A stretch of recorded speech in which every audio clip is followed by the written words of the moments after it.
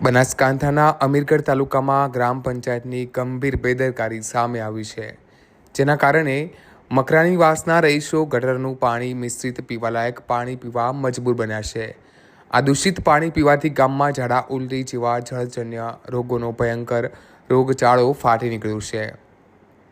સ્થાનિકોના જણાવ્યા અનુસાર પીવાના પાણીની પાઇપલાઇનમાં ગટરનું પાણી ભળી જવાની ઘટના ઘણા સમયથી બની રહી છે. આ અંગે ગામના લોકો એક ગ્રામ પંચાયત અને સરપંચને અનેકવાર લેખિત અને મૌખિક રજૂઆતો કરી છે, પરંતુ અત્યાર સુધી આ સમસ્યાનો કોઈ ઉકેલ આવ્યો નથી. આ ગંભીર બેદરકારીના કારણે એક વ્યક્તિને દૂષિત પાણી પીવાથી બીમાર પડતા અમીરગઢ સામૂહિક આરોગ્ય કેન્દ્ર ખાતે ખસેડવાની ફરજ પડી હતી. ગ્રામજનોએ તાત્કાલિક આ સમસ્યાનો ઉકેલ લાવવા માંગ કરી છે.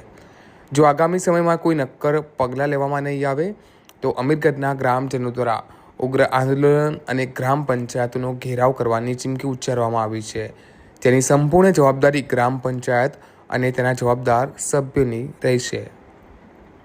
દારજી ઠાકોર, બ્યુરો રિપોર્ટ, બનાસ રત્ન ન્યૂઝ, અમીરગઢ.